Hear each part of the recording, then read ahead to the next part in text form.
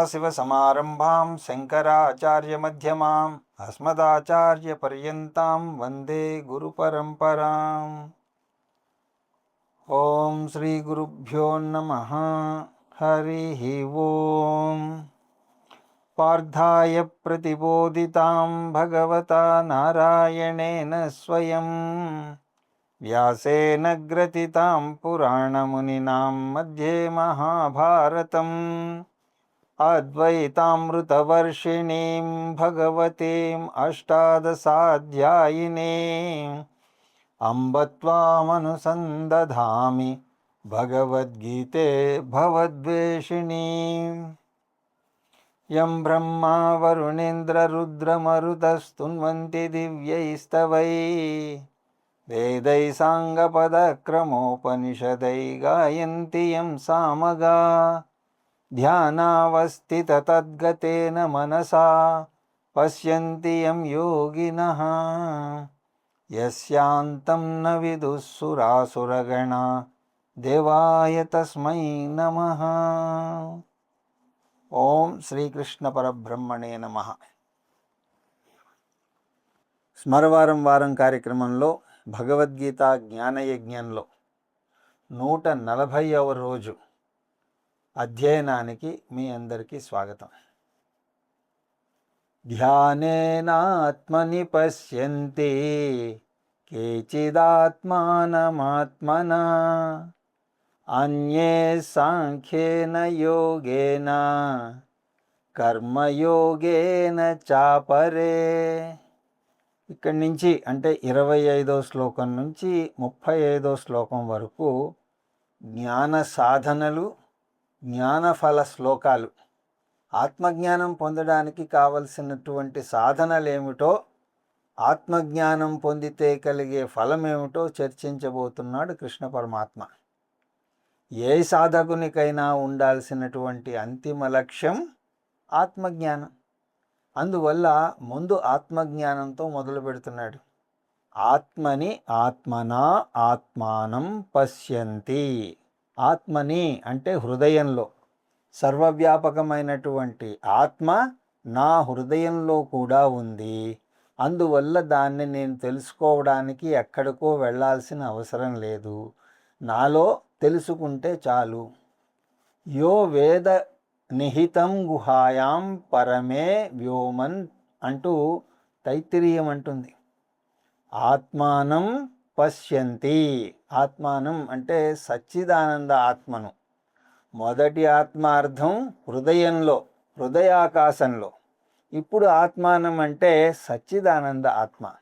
అంటే ఒక సాధకుడు సచ్చిదానంద ఆత్మ గురించి తన హృదయాకాశంలో తెలుసుకోవాలి. ఏ ప్రమాణం ద్వారా తెలుసుకోవాలి? ఆత్మనా అంటే బుద్ధి ద్వారా తెలుసుకోవాలి. నిజానికి ఏ జ్ఞానం పొందాలన్నా కూడా బుద్ధి ద్వారానే పొందగలం, శరీరం ద్వారా పొందలేం. ఆత్మ తనంతట తాను జ్ఞానం పొందలేదు. బుద్ధి ఒకటే ఆత్మజ్ఞానానికి కూడా ప్రమాణం. ఇక్కడ ఆత్మ పదాన్ని 3 సార్లు 3 భిన్న అర్థాలతో చూసాం.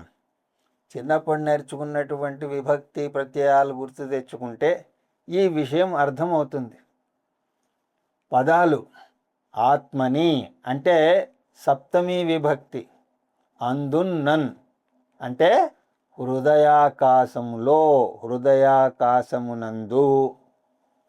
రెండవది ఆత్మానం ద్వితీయ విభక్తి, నిన్ను నున్ లన్ గూర్చి గురించి. అది సచ్చిదానంద ఆత్మ గురించి. మూడవ ఆత్మ ఆత్మనా తృతీయ విభక్తి, చేతంచేన్ తోడంతోన్ అంటే బుద్ధితో. 3 కలిపితే హృదయాకాశంలో ఉన్న సచ్చిదానంద ఆత్మ గురించి బుద్ధితో తెలుసుకోవాలి. బుద్ధి ఒక్కటే ఆత్మజ్ఞానానికి కూడా ప్రమాణం అని అన్నాం కదా. కాకపోతే ఈ బుద్ధి ఎలా ఉండాలి? సంస్కరింపబడి ఉండాలి. గురు శాస్త్ర ఉపదేశం ద్వారా సంస్కరింపబడి ఉండాలి.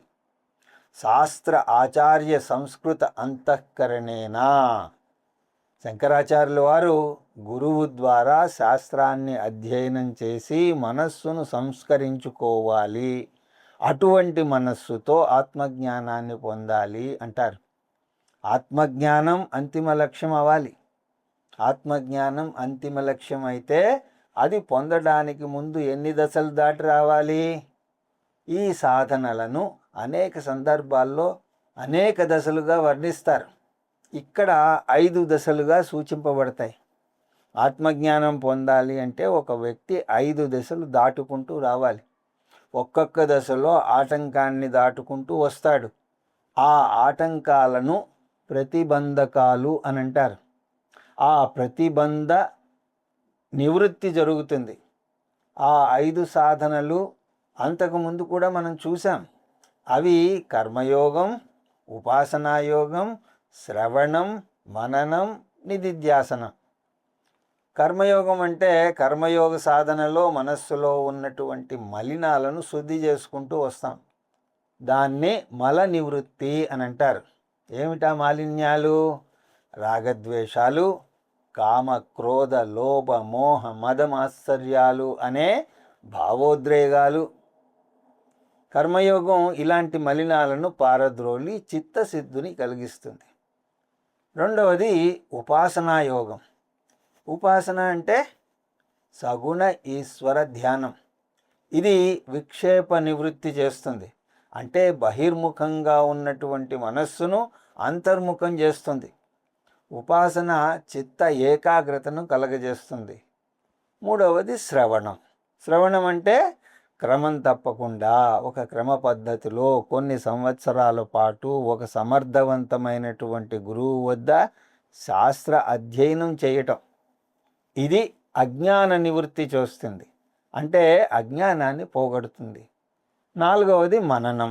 మననం అంటే పొందినటువంటి జ్ఞానాన్ని నిశ్చయ జ్ఞానంగా మలుచుకోవడం. పొందిన జ్ఞానంలో సందేహాలుంటే ఆ జ్ఞానం పొందినా పొందనట్టే లెక్క. సందేహాలుంటే అవి ముందుకు వెళ్లకుండా అడ్డుపడతాయి. మననం గురువులను ప్రశ్నలు అడగడం ద్వారా చెయ్యొచ్చు. మనం నేర్చుకున్న దాన్ని మళ్ళీ ఒకసారి చూసుకోవచ్చు. అలా చేయడం వల్ల సంశయ నివృత్తి అవుతుంది. ఇది బుద్ధిలో కలిగేటువంటి ఆటంకాలను తొలగించి జ్ఞానాన్ని నిస్సంశయంగా మారుస్తుంది. నిధిధ్యాసనం, ఇది 5వది. నిధిధ్యాసనం అంటే మనస్సులో ఉండేటువంటి విపరీత భావనలను పారద్రోలడం. బుద్ధి నిస్సంశయ జ్ఞానాన్ని పొందినా మనస్సులో ఉన్నటువంటి రాగద్వేషాలు అంత త్వరగా పోవు. అవి మనలో అలవాటుగా మారిపోయి వాసనలుగా మన చిత్తంలో నిలిచి ఉంటాయి. కొన్ని సంవత్సరాలుగా అలవాటైనవి ఇక పోవడానికి కూడా కొన్ని సంవత్సరాలు పడుతుంది.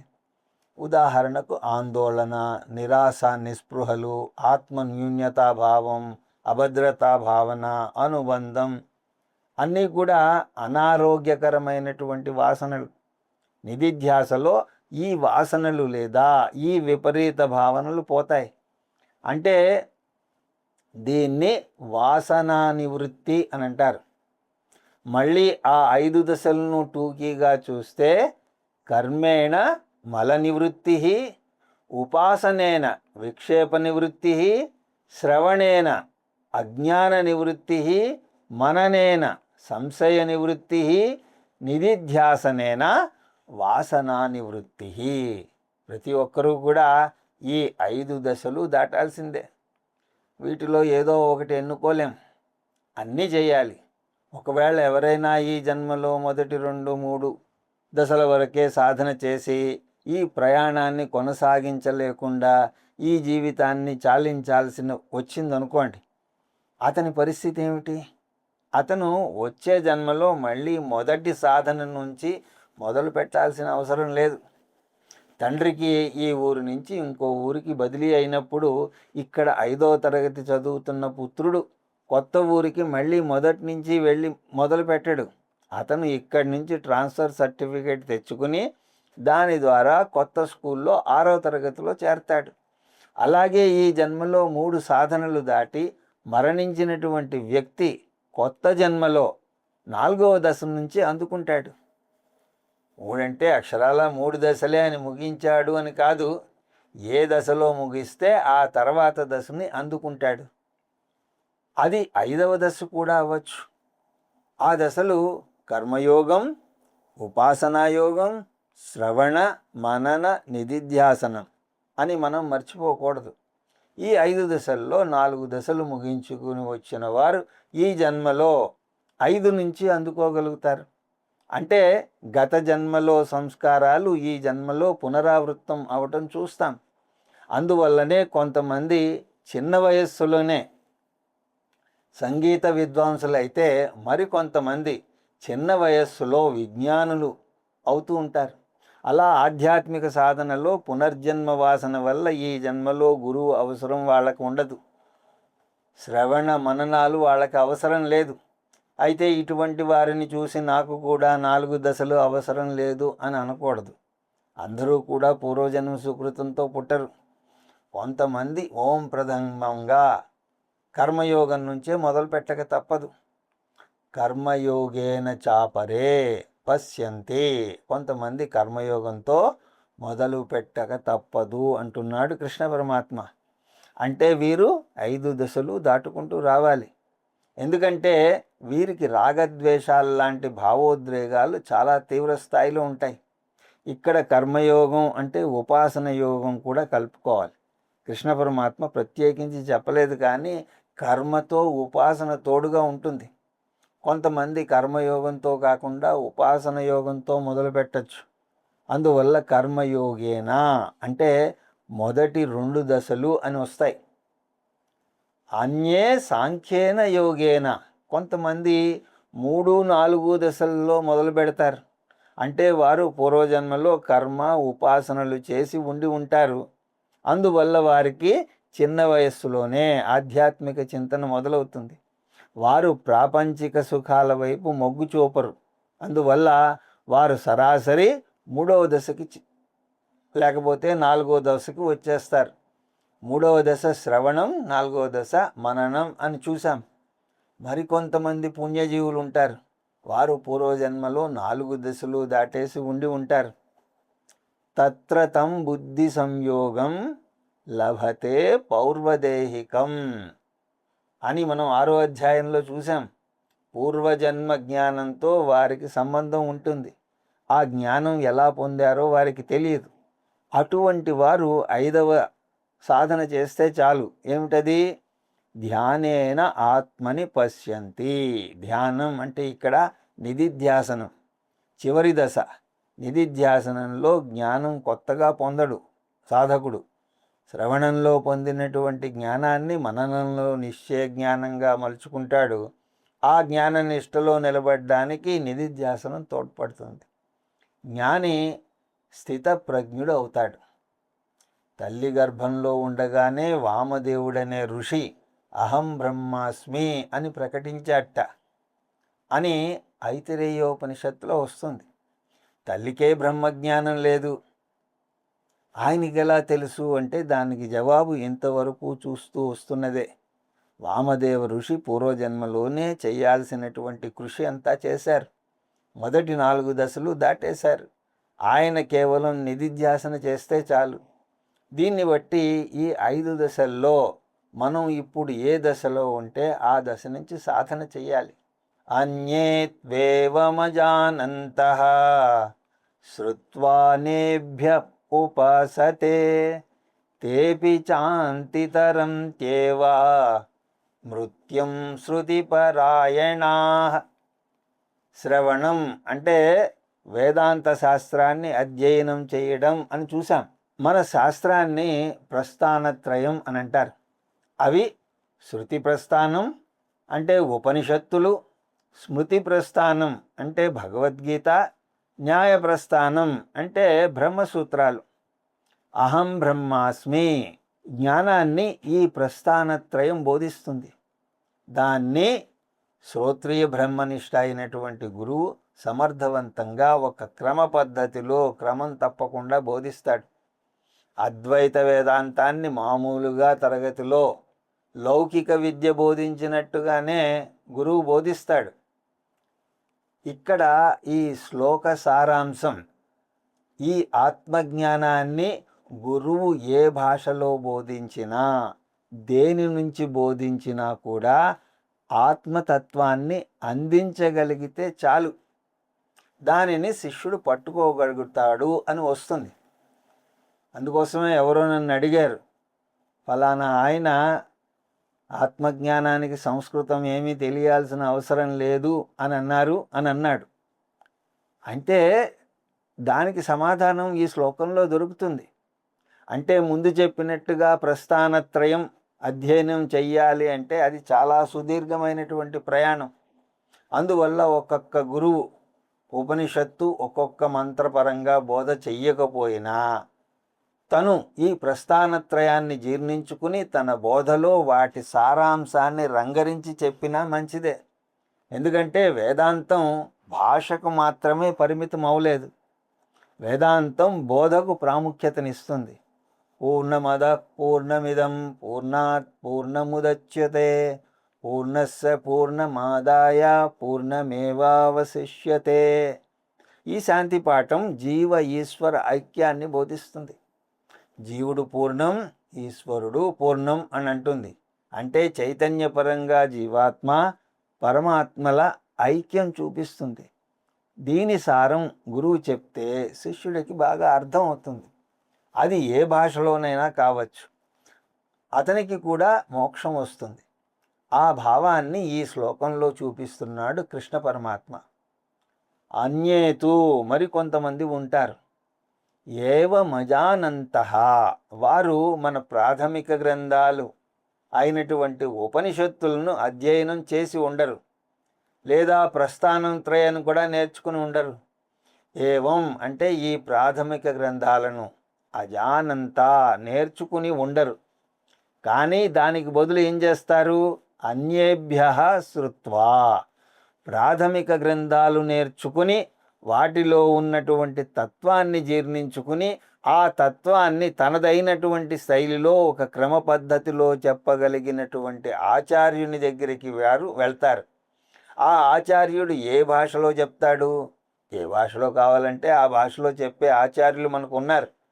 భారతదేశంలో ఏ మూలకు వెళ్ళినా సరే ఆ రాష్ట్ర భాషలో శాస్త్రాన్ని బోధించగల దిట్టలు ఉంటారు. ఆ మాటకొస్తే జానపద గీతాలలో వేదాంత సారం ఉంటుంది.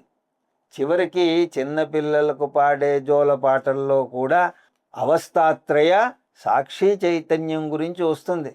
కాకపోతే వాటిల్లో అంత లోతైన అర్థం ఉంది అని పాడే తల్లికి తెలియదు, వింటూ నిద్రపోయేటువంటి పసికందుకు తెలియదు. తుకారాం, నామదేవ్, అన్నమయ్యలు పాడినటువంటి భక్తి పాటలు తీసుకోండి, వాటిలో ఎంతో లోతైనటువంటి వేదాంత సారం నిండి ఉంటుంది. అలా వేదాంత సారం నేర్చుకోవటం ముఖ్యం. ఎక్కడ నేర్చుకున్నారు అన్నది కాదు ముఖ్యం.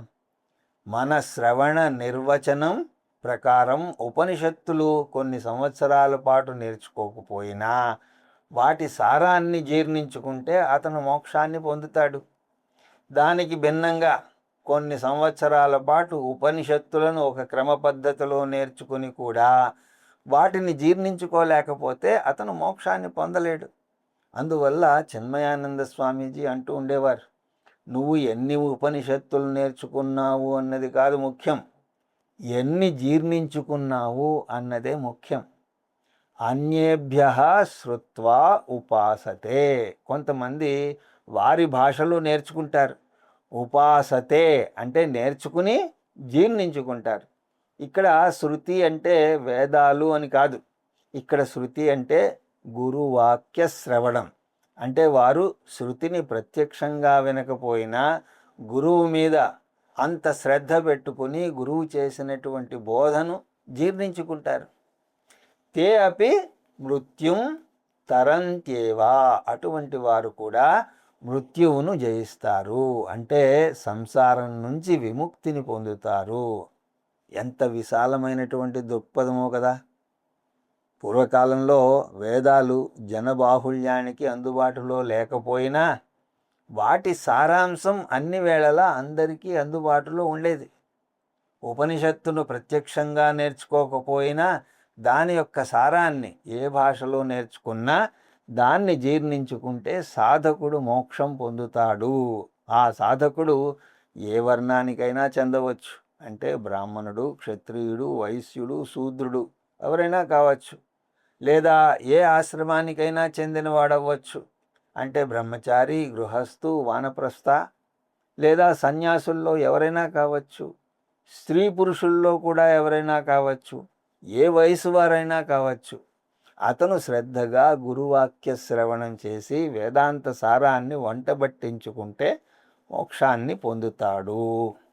యావత్ సంజాయతే కించిత్ సత్వం స్థావర జంగమం క్షేత్రజ్ఞ సంయోగాత్ తద్విద్ధి భరతర్షభ. ముందు 2 శ్లోకాల్లో ప్రతి ఒక్కరూ సాధనలోని 5 దశలను దాటి తీరాలని, అన్ని సాధనలు చివరకు ఆత్మజ్ఞానంలోనే ముగియాలి అని చెప్పాడు కృష్ణ పరమాత్మ. ఆత్మని ఆత్మనా ఆత్మానం పశ్యంతి. ఆత్మజ్ఞానానికి అందరూ వచ్చి తీరాలి. కర్మయోగం ద్వారా చిత్తశుద్ధి పొందుతారు అని చూసాం. ఆ చిత్తశుద్ధి కోసం మనకు ఇష్టమైనటువంటి ఏ కర్మైనా చేయవచ్చు.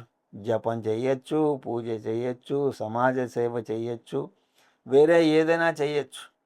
కానీ జ్ఞానయోగంలో అన్ని మార్గాలు లేవు. ఉన్నది ఒకటే ఒక మార్గం ఉంది. దయానంద స్వామీజీ అంటూ ఉండేవారు, ఒక ఆలయానికి 4 ద్వారాల్లో ఏ ద్వారం నుంచైనా వెళ్ళొచ్చు.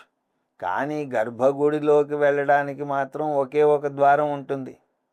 అంటే ఆలయ ప్రవేశానికి అనేక ద్వారాలు ఉన్నాయి, కానీ భగవంతుని దగ్గరకు వెళ్ళడానికి మాత్రం ఒకే ఒక ద్వారం ఉంటుంది. అదేవిధంగా సాధన చేయడానికి అనేక మార్గాలు ఉన్నాయి, కానీ మోక్షం పొందడానికి ఒకటే మార్గం ఉన్నది. ఆ విషయమే చెప్తున్నాడు కృష్ణ పరమాత్మ. ఇంతకుముందు 2 శ్లోకాల్లోనూ జ్ఞానం పొందడానికి ఒకటే ఒక మార్గం ఉందని మనం పదే పదే ఎందుకు గట్టిగా చెప్తున్నాము? అది మతోన్మాదం కాదా? మంకు పట్టు పట్టినట్టు అవదా? అంటే అది మతోన్మాదం కాదు, మంకు పట్టు పట్టడము కాదు అని అంటున్నాడు కృష్ణ పరమాత్మ. అది సత్యం, సత్యం పునఃసత్యం. చీకటి కాంతి వల్ల మాత్రమే తొలగిపోతుంది అని చెప్తే అది వెర్రి అభిమానం అవుతుందా? దానికి వేరే మార్గం లేదు. రాజీ పడే అవకాశం అంతకన్నా లేదు. ఆ గదిని చీపురుతో ఊడిస్తే చీకటి తొలగిపోదు. అందువల్ల చీకటిని పారద్రోలడానికి అనేక మార్గాలేం లేవు. అలా చెప్తే మనది సంకుచిత స్వభావం ఏమీ అవదు. సత్యం ఏమిటి అంటే చీకటి వెలుతుర వల్లనే పోతుంది. అజ్ఞానం అనే చీకటి జ్ఞానజ్యోతి వల్లనే పోతుంది. అయినా మమ్మల్ని మతోన్మాది అన్నా కూడా మాకేం అభ్యంతరం లేదు. వెర్రివాడు అనుకునే దానికంటే కూడా మతోన్మాది అనిపించుకోవడం మంచిదే అంటారు దయానంద స్వామీజీ. జ్ఞాన మార్గమే సత్యం అని ఎందుకంటున్నాము? కృష్ణ పరమాత్మ దానికి కారణం కూడా చెప్పాడు. సంసారం ఎందుకు ఏర్పడుతుంది? అజ్ఞానం వల్ల, పొరపాటు వల్ల. అజ్ఞానం దేని వల్ల ఏర్పడుతుంది? నేను పురుషుణ్ణి అనే జ్ఞానం నాకు లేదు. పురుషుడు అంటే నిర్గుణ నిర్వికార సత్య చైతన్యతత్వం పురుషుడు. పూర్ణ పురుష అహమస్మి. ఈ జ్ఞానం నాకు లేదు. ఇది అజ్ఞాన సమస్య. ఈ అజ్ఞానం పొరపాటుకు దారితీసింది. ఏమిటా పొరపాటు? నేను పూర్ణ పురుషుణ్ణి అనే జ్ఞానం పొందక నేను ప్రకృతితో మమేకం చెందుతున్నాను. అంటే నేను ఆత్మను అని తెలియక నేను అనాత్మగా పొరపడుతున్నాను. నిద్రలో జరుగుతున్నది కూడా అదే. నిద్రలో శరీరాన్ని మర్చిపోయి స్వప్న శరీరాన్ని ధరిస్తాను. స్వప్న శరీరంతో ఎందుకు మమేకం చెందుతున్నాను? మంచం మీద పడుకుని కలలు కంటున్నాను నేనే అని జ్ఞానం లేకపోవడం వల్ల. అందువల్లనే స్వప్నం నుంచి లేచాక సహజంగానే స్వప్న శరీరం నుంచి విడిపడతాను. అదేవిధంగా పురుషుడు అజ్ఞానం ప్రకృతి అభిమానానికి దారితీసింది. ఈ అధ్యాయంలో వేరే పదాలు వాడాలి అంటే క్షేత్రజ్ఞ అజ్ఞానం క్షేత్ర అభిమానానికి దారితీసింది. వేదాంత పరిభాషలో చెప్పాలి అంటే ఆత్మ అజ్ఞానం అనాత్మ అభిమానానికి దారితీసింది. క్షేత్రజ్ఞ సంయోగాత్, సంయోగము అంటే అభిమానం వల్ల, పొరపాటు పడ్డం వల్ల, పొరపాటు పదంలోనే ఉన్నది అర్థం. నా కళ్ళకు పొరలు కప్పడం వల్ల నేను పాట్లు పడుతూ ఉంటాను. నేను క్షేత్రజ్ఞుణ్ణి అనే విషయంలో అజ్ఞానం ఉండడం వల్ల నేను క్షేత్రం అని అనుకుని దాని మీద అభిమానాన్ని పెంచుకుంటున్నాను. దీన్ని ఆత్మ అనాత్మ అధ్యాస అని అంటారు. అధ్యాస అన్నా కూడా పొరపాటే. శంకరాచార్యులు వారు తన బ్రహ్మసూత్ర భాష్యంలో ఉపోద్ఘాతంలో అధ్యాస భాష్యాన్ని రాస్తారు. ఆయన రచించింది 1.5 పేజీలు మాత్రమే, కానీ దానికి పుంఖాలుగా భాష్యాలు ఉపభాష్యాలు వచ్చాయి. దాని సారం నేను ఆత్మను అని తెలియక ఎలా అనాత్మగా పొరపడతామో అన్నది వస్తుంది. ఎంత వెరితనమో చూడండి. నేను చేతనత్వం అని తెలియక నేను జడమైనటువంటి శరీరాన్ని అని అనుకుంటాను. అనుకోవడమే కాదు, దాన్ని విజయవంతంగా పెంచి పోషిస్తాను. ఈ దేహాభిమానం పెంచుకోవడం వల్ల 2 సమస్యలు వస్తాయి. నేను నిత్య పురుషుణ్ణి అయితే అది నేను తెలియక అనిత్యమైనటువంటి శరీరాన్ని అని పొరపడతాను. అశాశ్వతత్వాన్ని అపూర్ణత్వాన్ని నా మీద ఆపాదించుకుంటాను. ఆ అపూర్ణత్వం తొలగించుకోవడానికి అనేక కోరికలు కోరతాను. దాన్ని కామం అని అంటారు. ఆ కోరికలు తీర్చుకోవడానికి అనేక కర్మలు చేస్తాను. ఆ కర్మలు నాకు పుణ్యపాపాలను కలగజేస్తాయి. మళ్ళీ పుణ్యపాపాలు సుఖదుఖాలకు దారితీస్తాయి. సుఖదుఖాలు పునర్జన్మకు కారణమవుతాయి. ఇదంతా కలిపి సంసారం అవుతుంది. అంటే 7 తప్పటడుగులు వేసి సంసారంలోకి అడుగు పెడతాం. ఏమిటవి? అజ్ఞానం, దేహాభిమానం, కామం, కర్మ, పుణ్యపాపాలు, సుఖదుఖాలు, పునరపి జననం, పునరపి మరణం. అదే సంసారం. అంటే సంసారానికి మూల కారణం అజ్ఞానం. అజ్ఞానం తొలగితే మొత్తం అన్ని దశలు తొలగిపోతాయి. యావత్ సత్వం సంజాయతే. సత్వం అంటే ప్రాణి. పుట్టిన ప్రతి ప్రాణి జనన మరణాల వృత్తంలో పడి కొట్టుమిట్టాడాల్సిందే.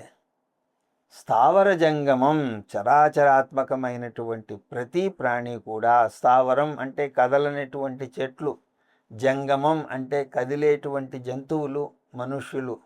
యావత్ సంజాయతే, యావత్ అంటే మొత్తం ఈ చరాచర ప్రాణులన్నీ కూడా, జాయతే అంటే జనన మరణ వృత్తంలో పడి తిరగాల్సిందే. దానికి కారణం నేను శరీరం అని పొరపాటు పడడం వల్లనే.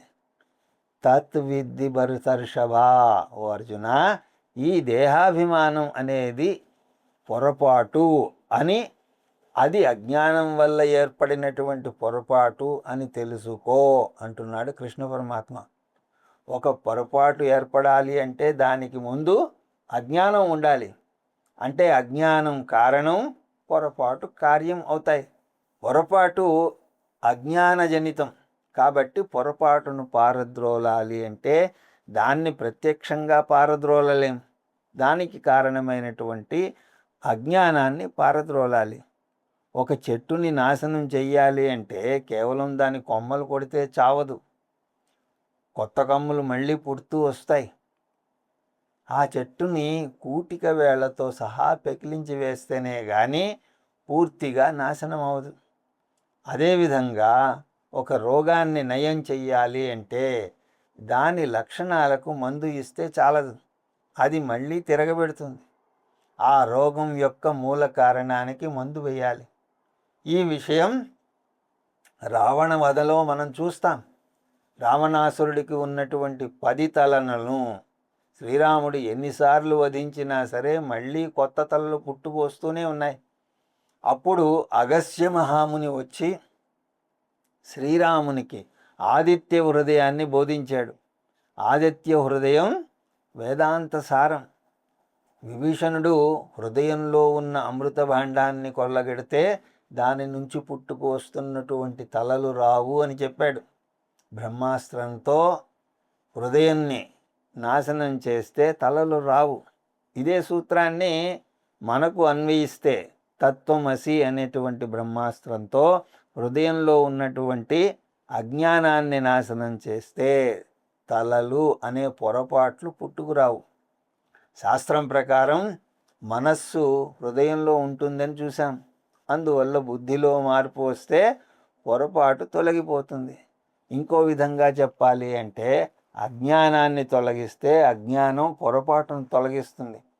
పొరపాటు నాశనం అయితే సంసారం నాశనం అవుతుంది. జ్ఞానాదేవతు కైవల్యం, జ్ఞానం వల్లనే మోక్షం కలుగుతుంది. ఏ యుగంలో కలుగుతుంది? ఇది మళ్ళీ ఒక అయోమయం. దీనికి ఎదురు ప్రశ్న వేయాలి. కాంతి వల్ల చీకటి ఏ యుగంలో తొలగుతుంది? ఎందుకంటే కలియుగంలో భక్తితోనే మోక్షం వచ్చేస్తుంది అనేది అపోహ. కృత, త్రేత, ద్వాపర యుగాలతో పాటు కలియుగంలో కూడా జ్ఞానం వల్లనే మోక్షం కలుగుతుంది. ఇది బాగా గుర్తుపెట్టుకోండి. అజ్ఞానం తొలగడానికి అనేక మార్గాలేం లేవు. ఉన్నది ఒకటే మార్గం, అది జ్ఞాన మార్గం. ఈ విధంగా ఈ సాధనల గురించి కృష్ణ పరమాత్మ ఈ 3 శ్లోకాలలో 25, 26, 27లో చెప్పాడు. 28వ శ్లోకం నుంచి కృష్ణ పరమాత్మ జ్ఞాన ఫలం గురించి చెప్పబోతున్నాడు. నిజానికి చాలా ఫలాలు ఉన్నాయి, కానీ వాటిల్లోంచి కొన్నింటిని చెప్పబోతున్నాడు కృష్ణ పరమాత్మ. వాటిని మనం తర్వాత తరగతిలో దర్శించే ప్రయత్నం చేద్దాం అని తెలియజేసుకుంటూ హరి ఓం తత్సత్.